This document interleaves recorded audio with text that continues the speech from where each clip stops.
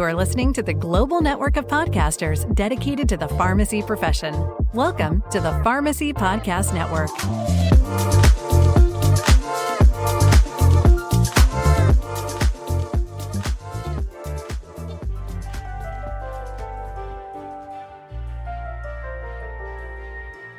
Hello and welcome to the Holistic Pharmacy Podcast. I'm your host, Marina Buksov, and I'm a functional medicine pharmacist in New York. I'm also a clinical herbalist and an integrative health coach specializing in mindfulness and empowerment. I'm on a mission to transform the way we approach healthcare by bridging the wisdom of traditional medicine with modern practice. And in this podcast, I will be highlighting guests who do just that. I'm constantly inspired by them, and I know you will be as well. Hi, everybody. Welcome back to the Holistic Pharmacy Podcast. And I have a returning guest today. His name is Richard Mandelbaum, and he was my teacher at Arbor Vitae. He's a clinical herbalist with a private practice offering personalized health consultation online and in person in the Southern Catskills, New York. He has been an avid student of our native flora for close to 40 years. And in addition to seeing clients, he teaches classes in clinical herbal medicine, field botany, and phytochemistry. He's a co-founder and core instructor at the Arbor Vitae School of Traditional Herbalism and is on the faculty at David Winston's Center for Herbal Studies and the One Institute of Graduate Studies. He has been a registered herbalist since 2003 and was a member of the American Herbalist Guild Board of Directors from 2012 to 2018. He lives with his wife, Gabrielle, and his daughter, Rose, in their straw bale home in Forestburg, New York. And I will have all the links of how to get in touch with Rich later on in the show notes. And without further ado, welcome back, Richard. Thank you. Thank you, Marina. Happy to talk to you today.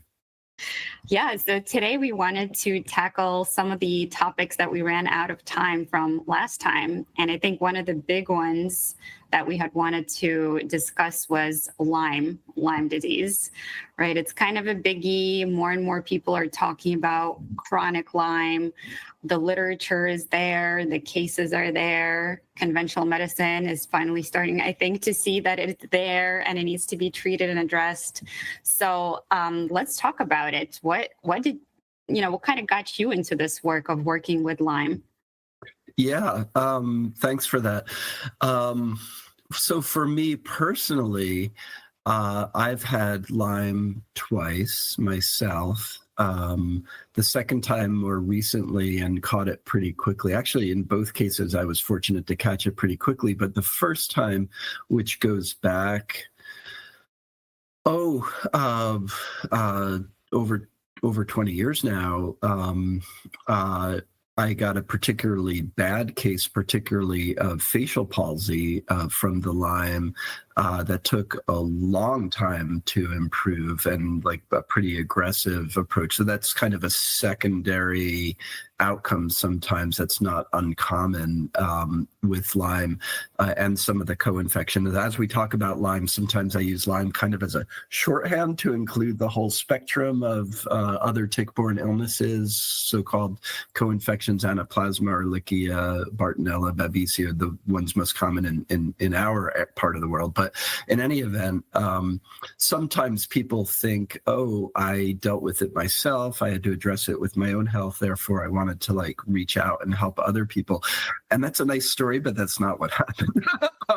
Really, it came to me. And maybe that was part of it. And certainly some people sometimes ask if I've ever dealt with it personally because they find that meaningful, that they want someone who understands and is compassionate. And I don't think you have to have gone through something yourself for that to be the case. But really, it was no conscious choice of my own to focus on working with Lyme. It just started, and I kept working with people, and we don't have enough practitioners who are both knowledgeable and affordable.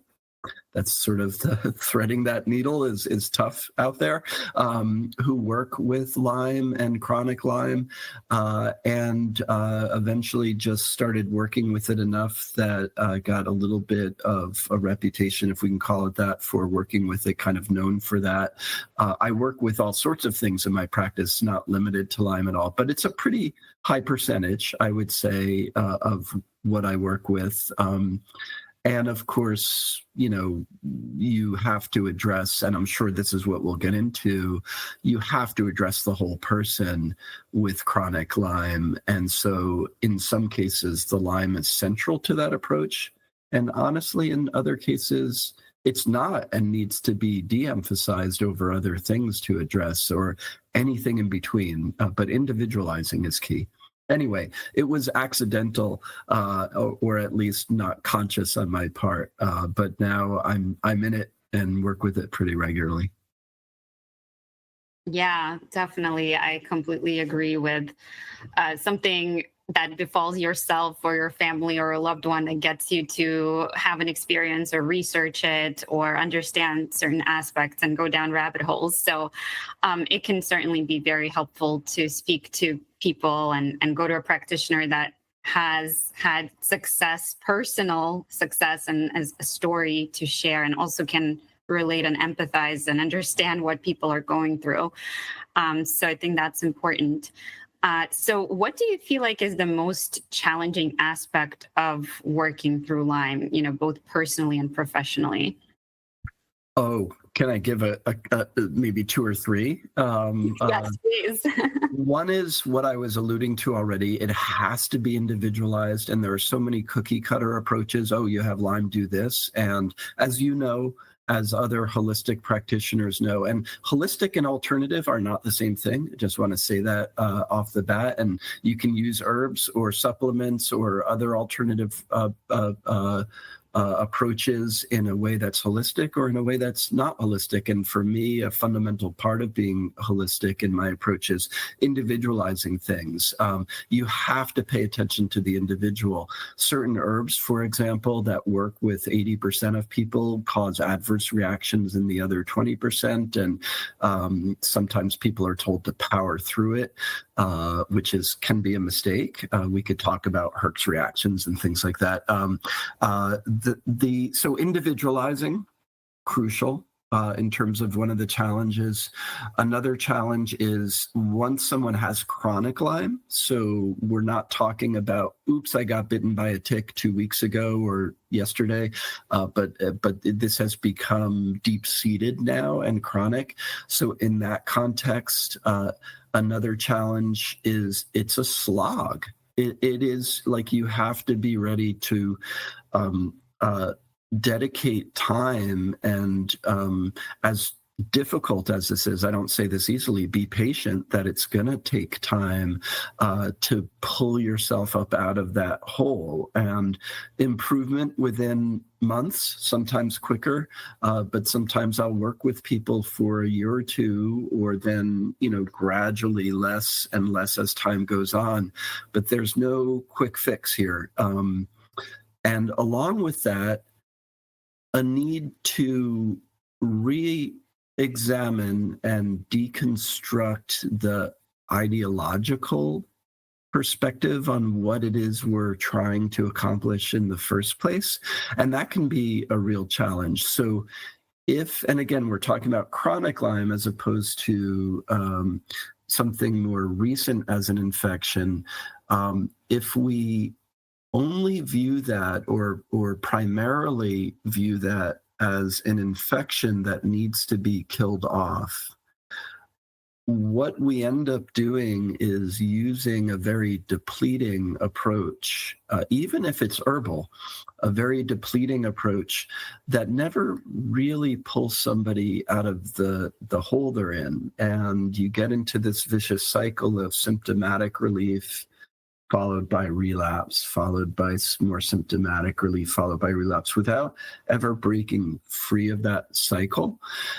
And the need for nourishment is huge. The need to support a healthy, balanced immune system function, nervous system function, nutritional support, gut health support, making sure sleep is there, emotional and mental health. All of these things are actually what pull you out of it eventually. And attacking the infection is only a part of it. And so sometimes, whether it's alternative or conventional, I find there's 90% focus on attacking, and people never really improve in a deeper, more substantive way. So anyway, you asked for one challenge and I gave you half a dozen, but those are some of the ones I would think of. Yeah, I think that last point is really important because you see Western medicine, conventional medicine really go on the attack a lot of the times on any disease, right? Like war on cancer, and let's, use antibiotics for everything, and let's just kill the germ. But they often miss the terrain, right? The germ versus terrain theory that we always talk about in holistic approaches. So how does this concept play a role when you try to create a treatment plan for somebody with chronic Lyme? Yeah, and I'm so glad you brought up germ versus terrain. And I sometimes think we should just call it germ and terrain, right? Because they're both true. So we can sometimes swing the pendulum too far in another direction as a reaction. And there are times which are vitally important where you view Lyme and the other tick-borne illnesses as infections, that you do want to use approaches that are a little more attacking, if you will, in their activity, more antimicrobial activity, for example. But a lot of those herbs, and again, it includes herbs. So we can talk about antibiotics, and there's a place for that, but there's a place to be deliberate and careful about that too.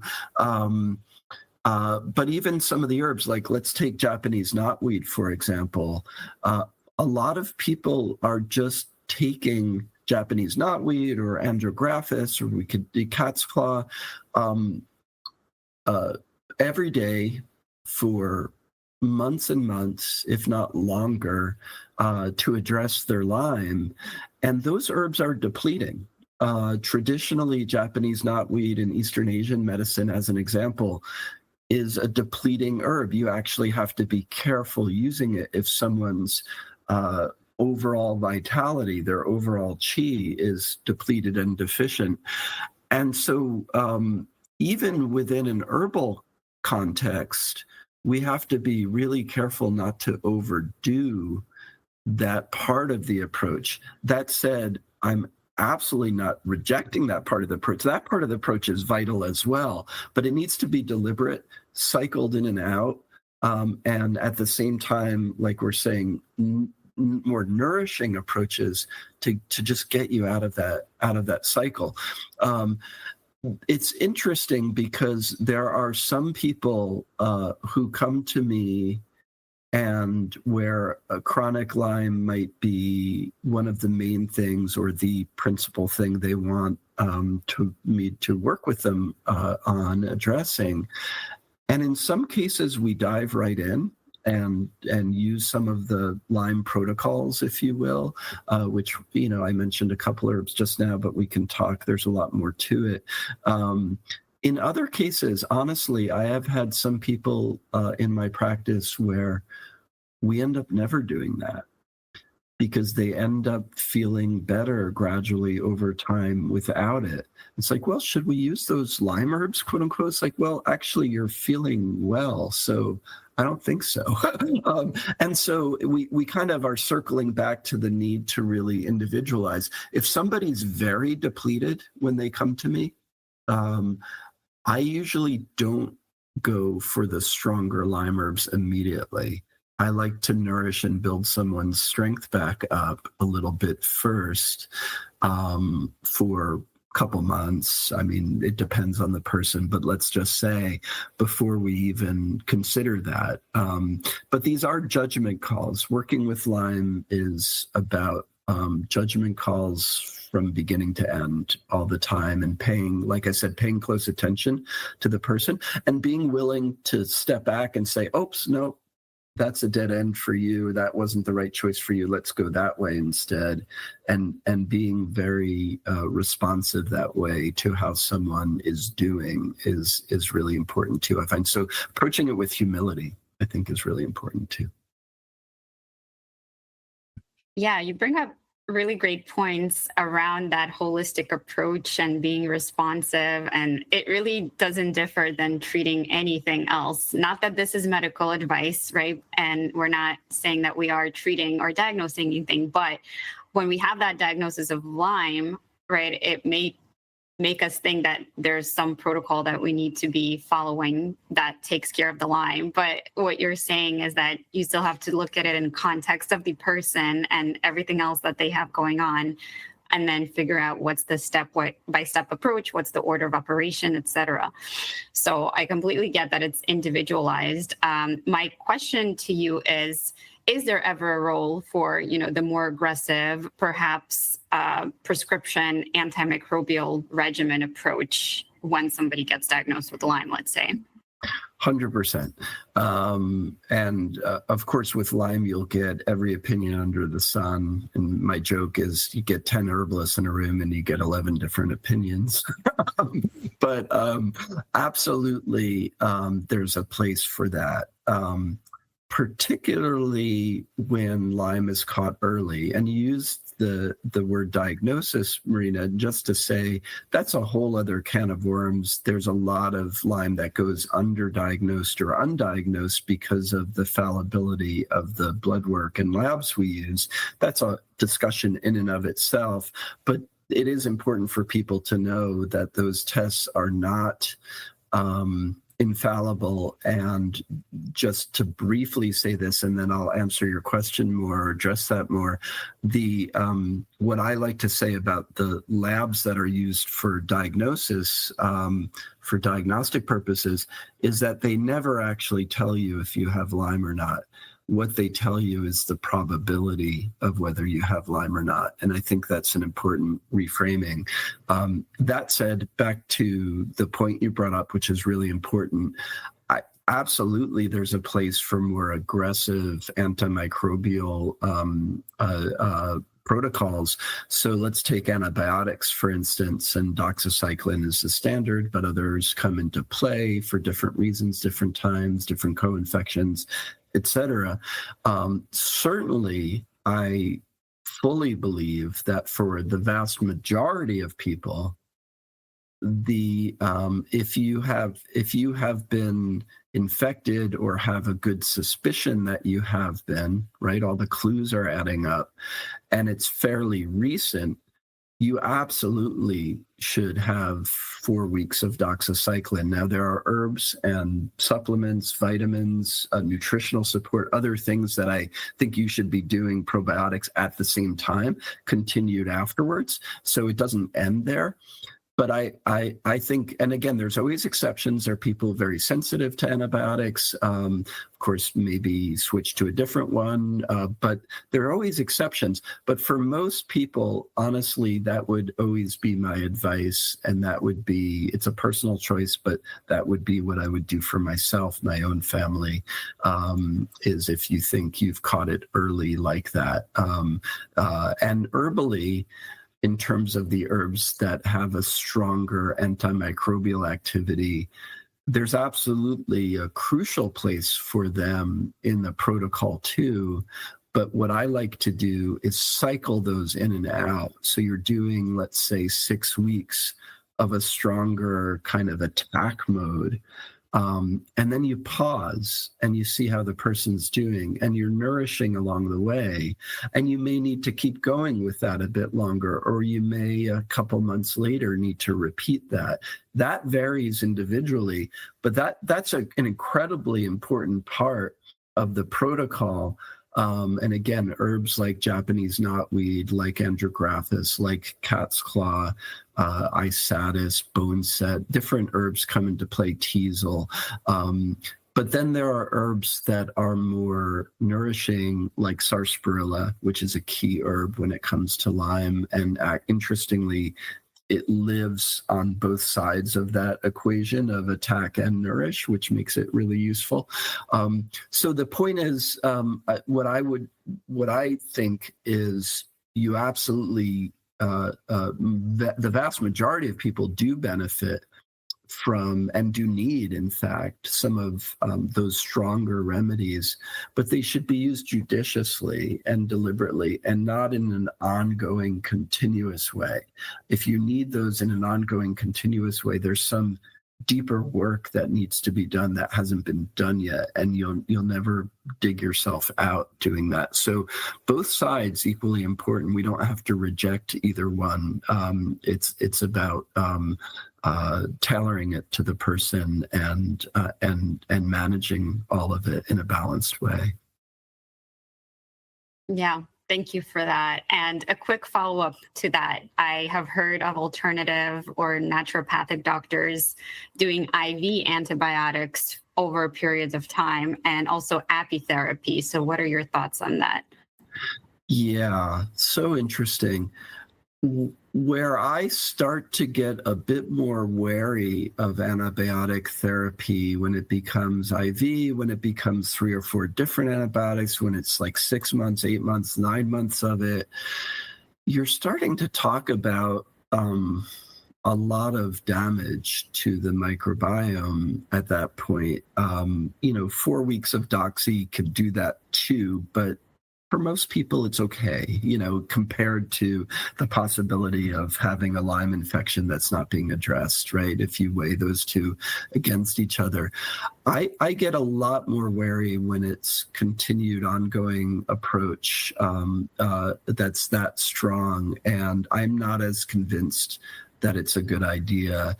I do, for some people, it's very clear they get symptomatic relief from it.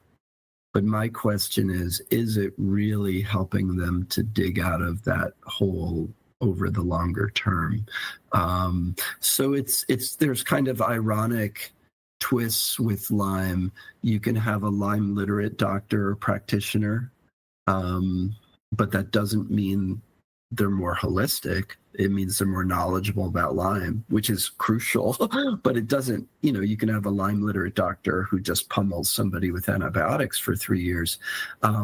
So that's something it's really important for someone with one of these challenges, like chronic Lyme, to find a practitioner who matches their own perspective and viewpoint. Of course, results are what matter ultimately, but there are so many even just thoughts about it. And again, if somebody feels like they're certain of what to do in every case out of the gate, that would be enough to make me wary, to be honest. I think we have to be humble and recognize how little we understand about Lyme.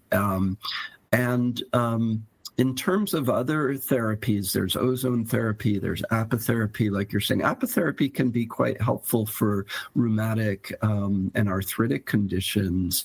I don't know that it's addressing the underlying Lyme, but addressing someone's pain, someone's discomfort, someone's lack of mobility is all crucial to helping them recover as well. So certainly I'm in favor. And there was an interesting study published a few years ago that showed that there are genetic fragments, DNA fragments of Borrelia burgdorferi, which is the primary species of spirochete that causes Lyme. There's actually a few others in the mix, but that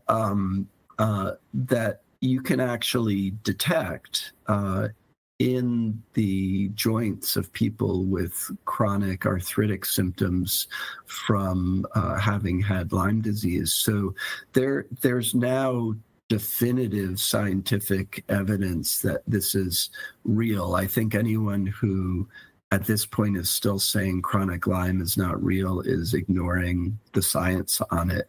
But another interesting irony in all this is if you go to the CDC, which does not recognize chronic Lyme, they also are wary of long-term IV antibiotic therapy. So in some strange twist, I'm more in agreement with that specific part of their opinion, despite the fact that it's based on a denial of reality. But then also, one of the things they point out is that you might have like a post-disease syndrome where you're experiencing inflammation, which is immune-mediated, other neurological symptoms that may not actually be an active infection. And I actually think there's some truth to that too, which is why some people never need actually that attack mode to get better. They actually need their immune system reminded how to calm itself down. As in all things, it gets complicated, but there's a place for all of this, but some of it can get to extreme levels, I think, and I would say continued ongoing antibiotic therapy is one of the things that I'm pretty wary of personally. Yeah, I completely agree with that too, because even like you said, short dosing courses and interventions can do a lot of harm, a lot of damage, and it's very hard to rebuild what you have lost once there's damage there in the microbiome. And even like through lineages of the human, that all the species that we have probably lost over the couple last generations as we were doing, no longer breastfeeding as much, no longer having vaginal delivery as much. So the biome has been changing, and probably not in a good way.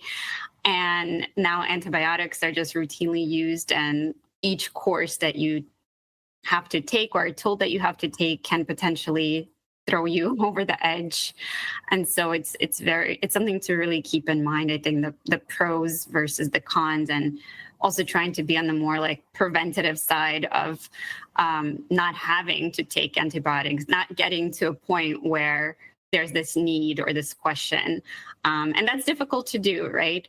But let's talk a little bit about the prevention.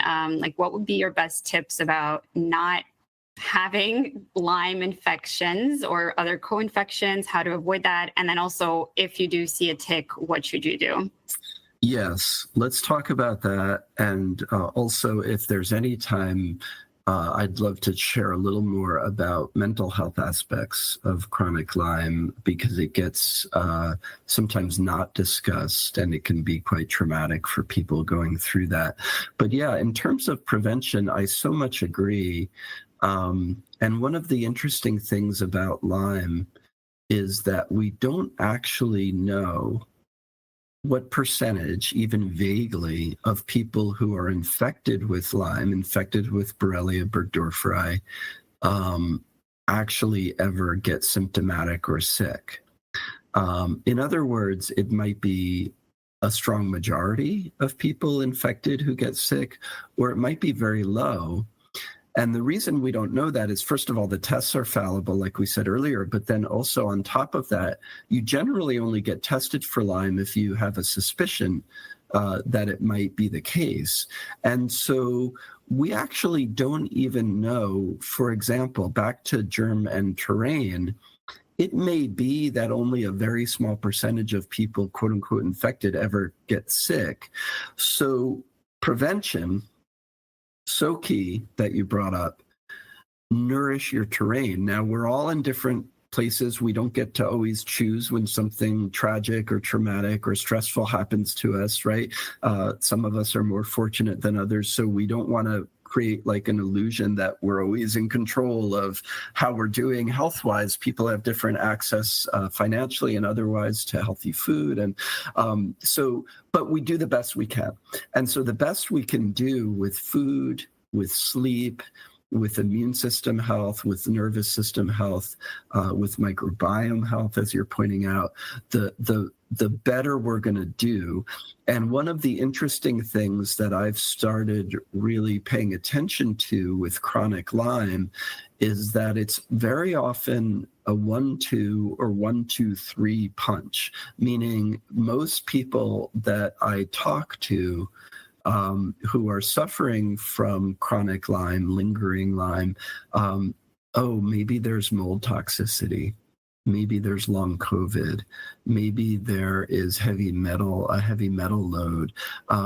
Something that very frequently, something emotionally stressful or challenging or traumatic happened leading up to this. Not always. None of those things are always true, but very often. So it changes our perspective on like preventing Lyme. It's addressing, just like we were both saying earlier, our health as a whole, and not just like, oh, how do we prevent this bacterium from getting in our bloodstream? There's a value to that, but that's missing a lot, I think, if we just kind of laser focus on that. That said, how do we prevent, how do we reduce the likelihood of the bacterium entering our bloodstream? First of all, there are natural tick repellents. Natural-based repellents, you have to keep in mind, have a very short efficacy window. So if you have a very effective essential oil-based repellent, which they can be very effective, and even the CDC recognizes that some of the essential oils are as effective as DEET, but their efficacy only lasts about a half hour. So you have to keep reapplying throughout the day to really keep up the efficacy. And then the biggest, most important thing, hands down, in my opinion, the most important thing is a full body tick check at the end of every day. And even if you haven't been outside that day, if you live in a Lyme area, and what is a Lyme area? Increasingly, it's anywhere on the planet. I mean, I've had clients in parts of the US or other countries where there's not supposed to be Lyme, and it turns out they have it. We get on planes, we carry ticks all over the planet. So you have to keep it in mind. But that full body tick check, if you have someone who can help look the places you can't readily see, even better, crucial, because the statistical likelihood of the infection having been passed to you is very, very low if you catch the tick the same day. It's the ones that we missed and, oops, this has been on me for a day or two or three, then we're more likely to be in trouble. Not every tick is infected. If you catch it, if you find a tick and you think you missed it and it's been on you a while, you can send it to a lab to be tested. You can take a single day's worth of doxy, which has been shown to help prevent it if you catch it that early. Or you can jump on herbs as well. And vitamin D is crucial. B vitamins are often helpful. Golden seal can be helpful. So there's a number of things to do.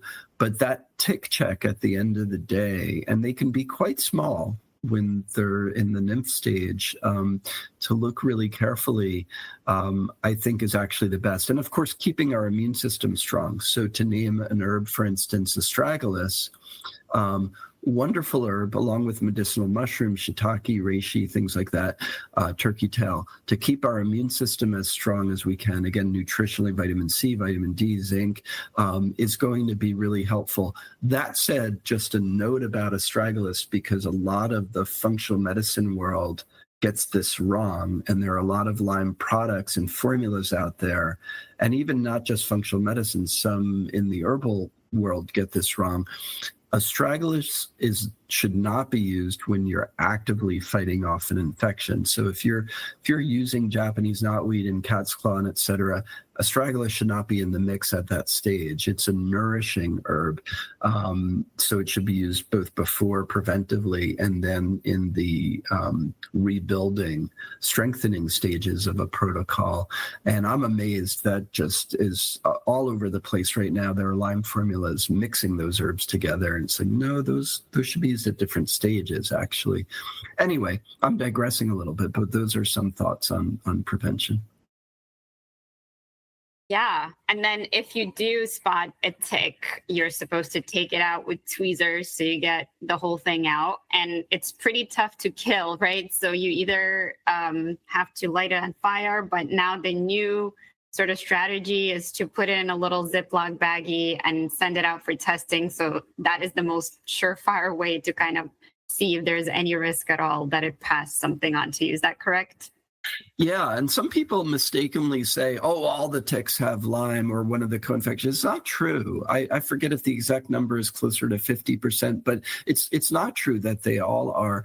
And so, yeah, if you spend a lot of time outdoors like I do, you can't send every tick away that you find on yourself. It's really about, oh, I think I missed this one. It's a little engorged. This might have been on me for over 24 hours, something like that. Then it is definitely useful to send those away and see what if they are in fact infected. Absolutely. Yeah. So because we mentioned that it's kind of tricky to understand the diagnosis or get an accurate diagnosis of Lyme because our ways of testing that are flawed. And again, even if you test the tick, it's unclear whether it got a chance to pass it on to you, et cetera. So when we're working with somebody that may suspect Lyme, or maybe you suspect it as a differential diagnosis, what are some of the things that you look for, some symptoms that would kind of ring off to you that, okay, maybe I should suspect Lyme? Yes, thank you for that. So Lyme is almost always a wind disharmony. That's how it would be described in Chinese medicine. It's erratic, it's unpredictable, it's moving. So for instance, arthritic symptoms, if somebody tells me, oh yeah, this really hurts, is it always that joint? Yeah, it's not suddenly your hip or your left knee or then switches to your right knee. No, not really. It's like, okay, lower likelihood we're talking about Lyme. Lyme is like it's here and then it's here and then it's my hip and then I have a good 2 weeks and then it's horrible again. So very windy symptoms. Not everyone has arthritic symptoms, but that's just as an example. Sometimes people know the story, like this all started with a tick bite, but they told me based on the blood tests, I don't have it, but I was fine beforehand. I wasn't chronically fatigued like I am now. I wasn't depressed. Mentally, so I mentioned mental health. This isn't true for everyone. Some people don't experience this, but Lyme can send you to dark places, nightmares, feeling like you're being overtaken, feeling like you're not yourself anymore, having thoughts that don't feel like your own. Cognitive health, word recall in particular, just like not being able to kind of get to the words you're thinking of. So there are definitely clues in there. And again, some people, the creating the timeline is so crucial because some people already know, or again, you can recreate that with somebody. At the same time, it's important for practitioners, I think, to always check themselves and not see something everywhere. So there are people who come to me initially thinking, oh, Lyme's the thing I think we need to address, and I might come to a different conclusion. I had one client, just as an example, Marina, who was experiencing all sorts of arthritic, rheumatic condition symptoms, had a history of Lyme back in the past, just assumed like, oh, this is still the Lyme. I looked at her blood work and her uric acid levels were sky high. Well, that's not Lyme. You could have both, but uric acid alone will cause all sorts of red, painful, gout-like inflammation in the body, and a very different approach. So it's also important to kind of check ourselves and not see Lyme everywhere. But those are some of the things that I would look for. Yeah, that's really helpful. Thank you, Richard. And let's also throw this question in there. This might be a big one, but let's try to keep it succinct. If you had unlimited resources and somebody came to you and you both decided and agreed based on the whole holistic picture that the person's presenting with, that Lyme is definitely part of the problem that needs to be prioritized, then what would you create as a sort of plan in order of priority for this person, including herbs or maybe like heat therapy and sweat therapy? We haven't talked about that yet. You mentioned ozone. Like, what would be the things that you would want to have on board without, again, overwhelming the person with the amount of treatment that is being thrown at them? Yeah, no, it's a good point. And I think it's important that it's practical and affordable to somebody. At the same time, I think you do have to be a little aggressive with this. You can't just sort of, drink one herb in a tea per day and expect a big shift, right? So it is work, which is harder because of the society we're in. We really should have a community around us that's bringing us food and bringing us herbs, and like it's, but instead we feeling sick have to do this for ourselves often, which is not the way it should be. That said, you mentioned heat therapy, so saunas I think are the best, better than hot baths or hot tubs, although that can still be helpful. But taking some diaphoretic herbs that help release to the exterior, induce healthy sweating, yarrow, bone set, and if someone has access to a sauna. So you said without limitations, right? So sauna, best case scenario, as much as you can, but not to depletion. Right? You should not feel horrible coming in. That means you overdid it. And I think mindfulness practices, addressing gut health and digestion if it needs to be, making sure the person is sleeping enough, that's crucial.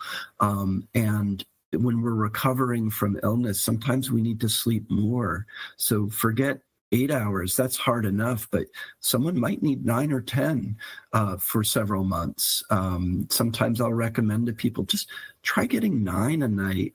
Now, of course, they might need help getting 9 a night, right, with herbs or other things. But even if we don't need the help, sometimes we don't allow ourselves to sleep. Our culture's attitude towards sleep is incredibly dysfunctional. And so giving someone permission to sleep enough to start to recover is huge. And then I would say gentle immune system support. The medicinal mushrooms, reishi, cordyceps, which is also adaptogenic, so helping with adrenal response and stress response. Sarsaparilla, I mentioned as an adaptogenic herb that helps with recovery.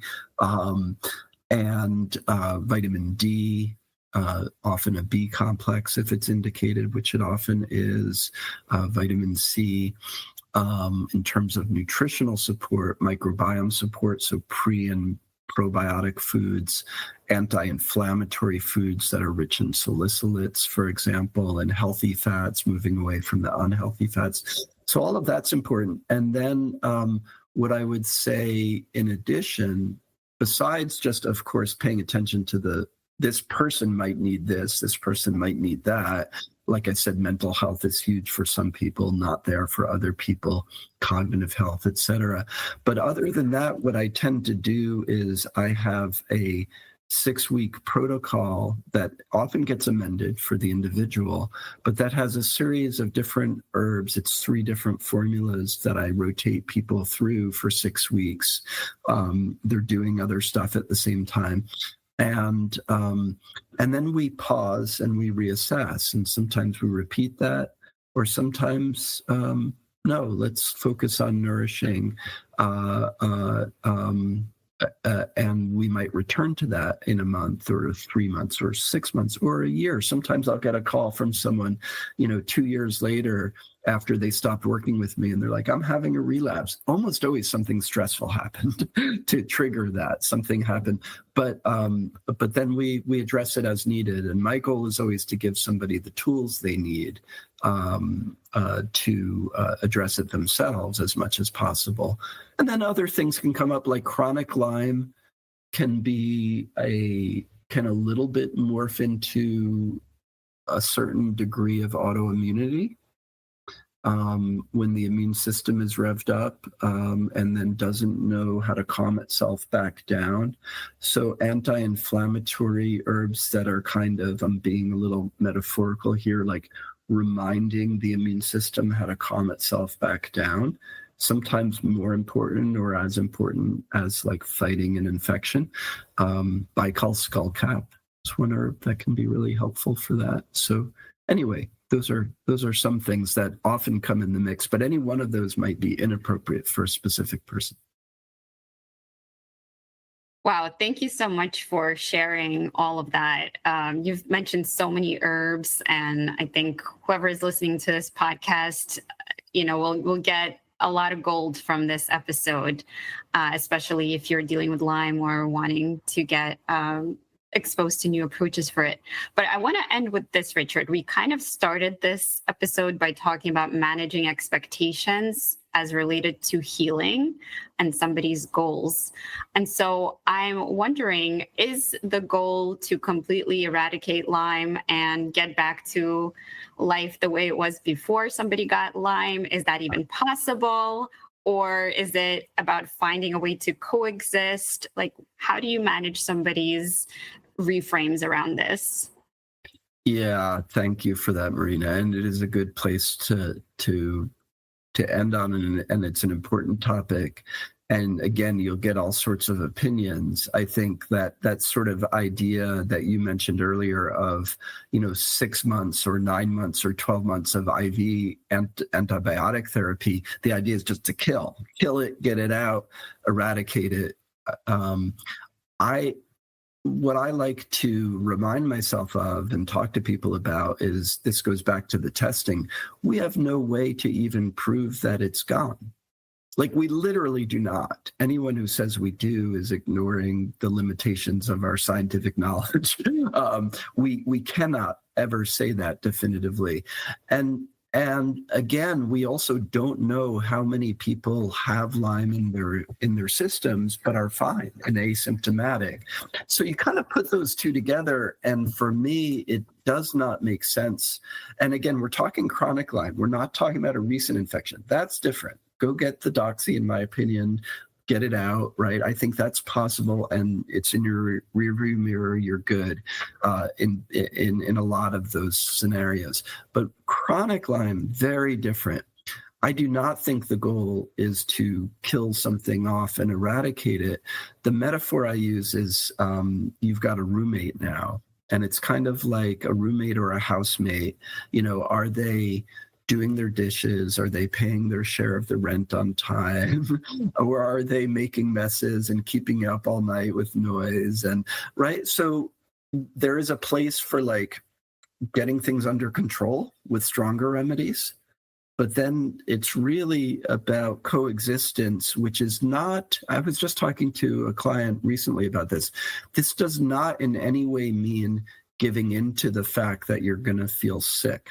I do not mean that. I do not believe that. It's about feeling well, but with this new context for yourself. And it may very well be that you need to keep it in mind in the future, and you need to remind yourself, ooh, yeah, I'm feeling unwell because maybe this is a flare-up. So I know what to do about it now so that it doesn't spiral out of control and I regain feeling well, right? So, but it's about it no longer interfering with your wellness emotionally, physically, and otherwise. And that's really the goal, I think. All right. Yeah. Thank you so much for your wisdom. Everything that you've shared today, again, is really, really useful information and really applicable. So I want to end with a very quick rapid fire round. And the first question I'm going to ask is, if you could share something with a person struggling with Lyme, chronic Lyme in particular right now, what would be the number one tip that you can give them so they could improve their quality of life right now? Oh, I know you said rapid fire. Find a practitioner who believes you and who respects you. I think that's what I would say. Love that. So important. Okay. Second question is, what would you say to somebody, whether or not they had Lyme or some other issue that they're sort of losing faith and hope in ever, overcoming or crossing a particularly challenging hurdle, what could you tell that person right now?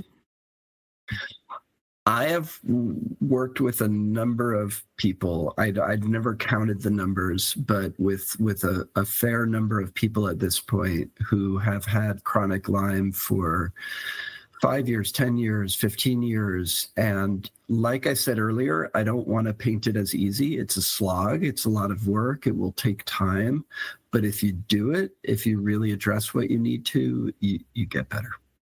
You do. All right. Awesome message, Richard. Thank you again. And I'd love for you to finish off by sharing with folks how they can get in touch and maybe something that you're looking forward to, maybe this summer or just in general, any events or things that you're having or you're excited about. Oh, thank you for that, Marina. So the best place is to go to my website, which is my full name, richardmandelbaum.com. I'm not on social media, so you won't find me there. It's a conscious choice just to reduce my screen time. But for folks in the area, so again, I'm in the Southern Catskills, like you mentioned. I do offer classes and workshops through the summer. Most of my teaching is within established programs, but in the summer, I offer stuff for folks who are nearby. And in terms of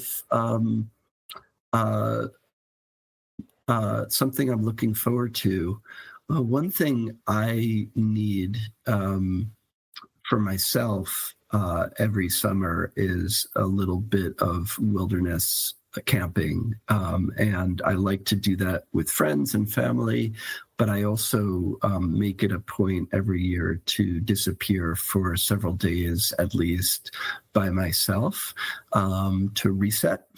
That's kind of my own silent retreat out there. And where I'm going to go this year was one of my absolute favorite places in the world, which is the Adirondacks up in northern New York, and just this treasure of wilderness. And sometimes I go backpacking, sometimes I take my kayak and just go out onto some of the lakes and ponds and disappear for a bit. So I'm really looking forward to that. Yeah, that sounds so good. And an awesome reminder too for everybody, just get off your screen once in a while and lose yourself in nature. So important for healing and mental health and everything that we talked about. Even Lyme, don't let Lyme scare you away from nature is, I think, another message too. And just wear long clothing, cover yourself, protect yourself, tick check, etc. But don't let it scare you away. All right. Thank you so much, Richard. And enjoy everything that you have mentioned. And I hope to see you again soon. Bye. Thanks, Marina. Yeah, take care. Thank you for tuning in to another episode of the Holistic Pharmacy Podcast, and I truly hope you enjoyed the show. If you learned something useful in this episode, please consider giving the show a 5-star rating and a sincere review so that more people can find it, or share it with a friend directly. To get in touch with me, you can find me on social media by looking up my name, Marina Buksov, or email me at marina@rawfork.com. Take good care and see you soon.